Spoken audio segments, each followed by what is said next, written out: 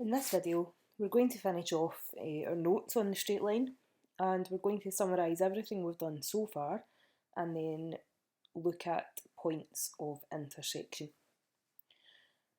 So, to summarise everything, say we have triangle ABC, and say I want to find out a few things about this, just to sort of summarise everything we've done, like I said.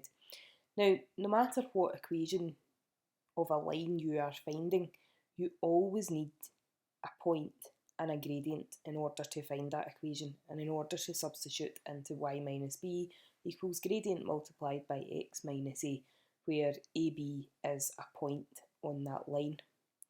So here, if we wanted to find the perpendicular bisector of AB, it might look something like this. Now we know that the perpendicular bisector is perpendicular, so that means it meets at right angles. And it's a bisector, so that means that it splits the original line into two equal parts.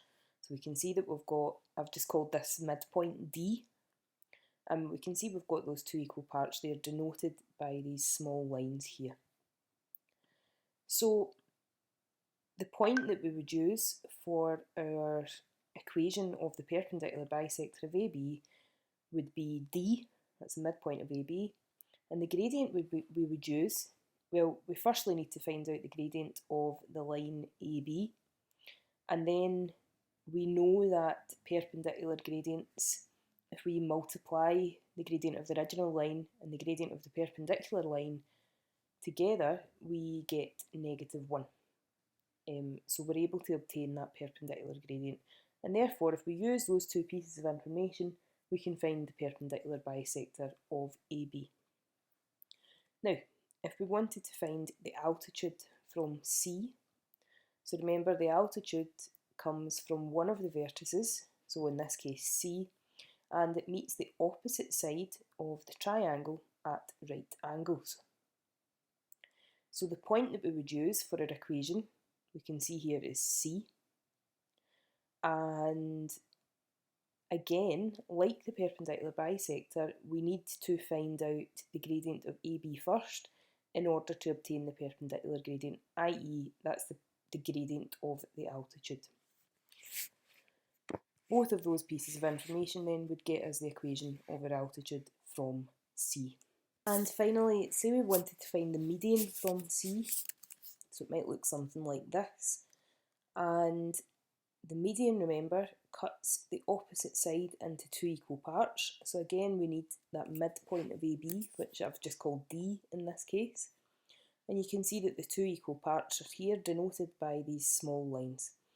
So the point that we could use here could be either C or D, but the fact that C would normally be given in the question, I would be probably leading you towards using the point C in your equation more often than the point D here, because you've had to find that out. The gradient then is the gradient of the line joining C and D. So when you're going about a median question, you need to find that midpoint first before you find the gradient. So that's everything we've done so far. So now if we look at points of intersection, so many problems which we'll face in higher involving the straight line involve lines which intersect. So that means that they cross each other. Once we have the equations for the lines, which obviously that's what we've been doing so far over the past few days, there are three ways of calculating the point of intersection using simultaneous equations. Now, last year when using simultaneous equations, we only looked at elimination. Now, you will know how to do equating and substitution as well. We've done it in prior learning, so don't be looking at this list and thinking, I don't know how to do that.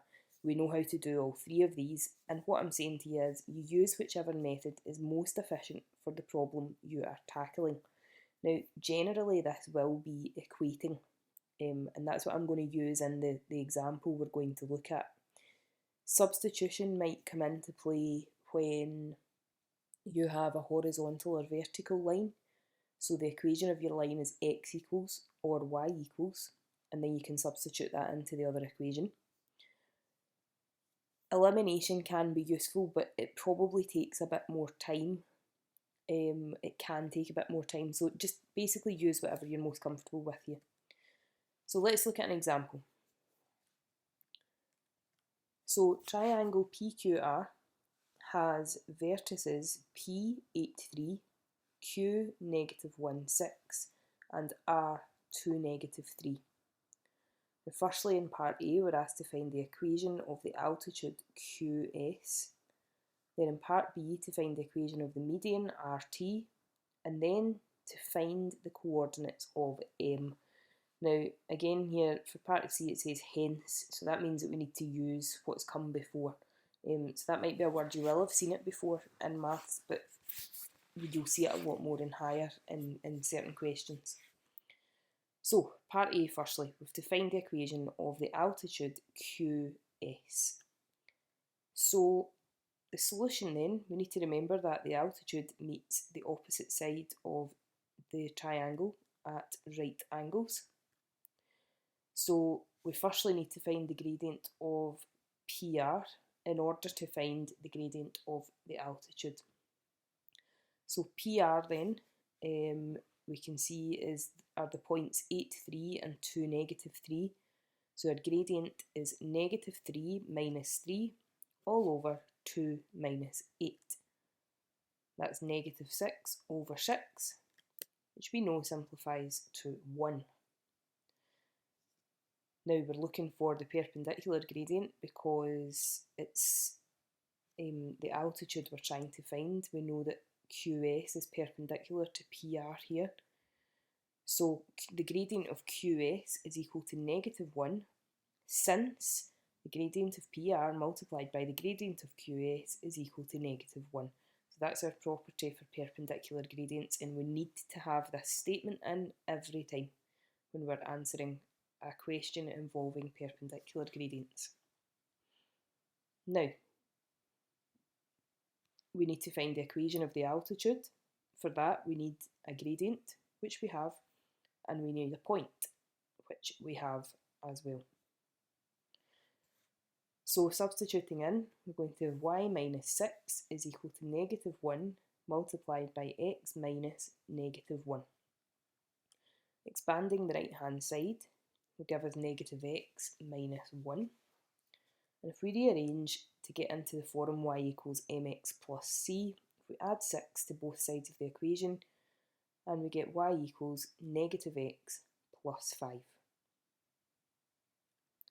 So obviously I don't have that much space on the slide here, so I'm just going to record my answer up the top here. Just now would probably be a good point to pause the video and take this example down, and this is part A.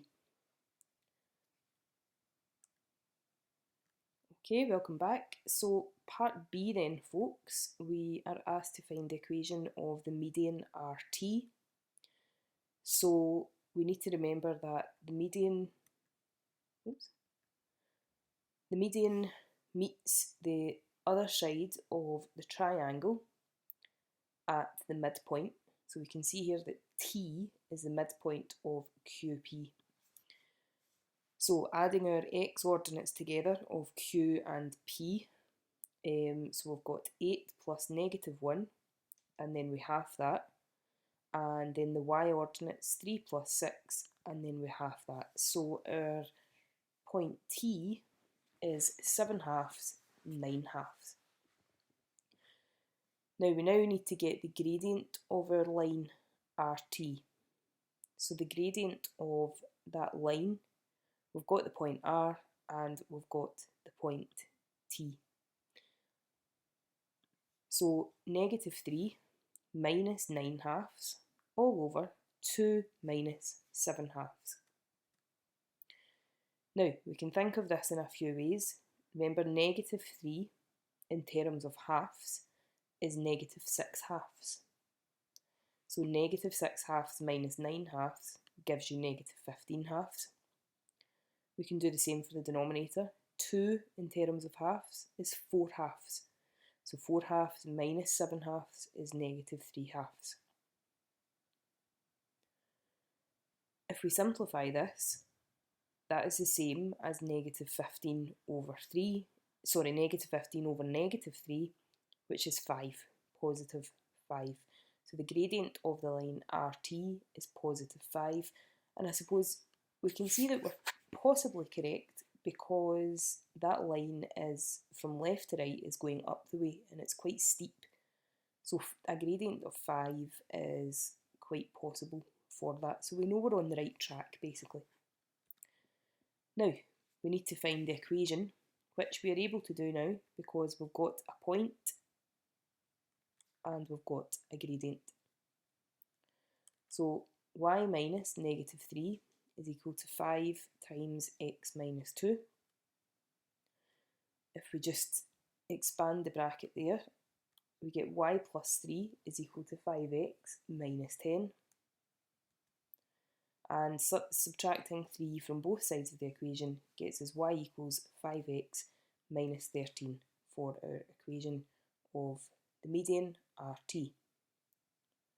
Just going to record my answer up the top here before I wipe this clean. So just now would be a good time again, folks, to just pause the video and take down the solution to part B.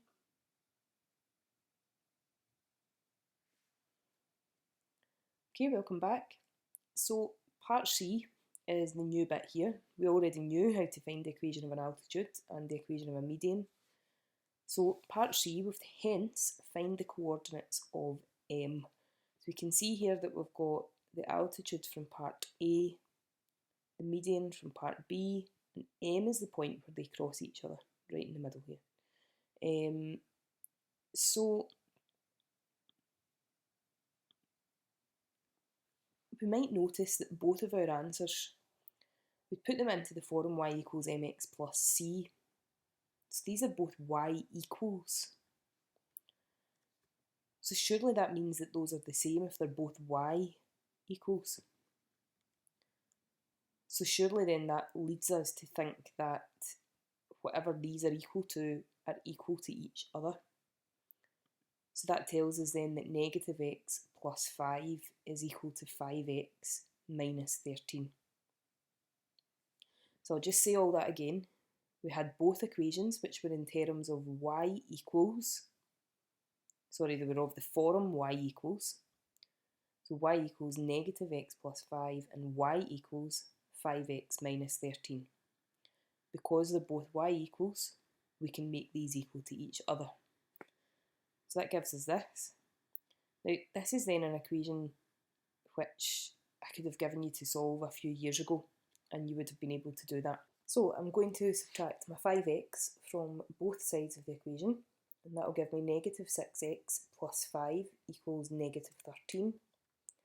Now subtracting 5 from both sides, I get negative 6x is equal to negative 18, and dividing both sides of the equation by negative 6 gives me x equals 3. Now if I then take one of my original equations, I'm just going to take the first one, and I substitute x equals 3 in, negative 3 plus 5, therefore y is equal to 2. And I now, folks, have an x ordinate and a y ordinate, which gives me the point for M, 3, 2.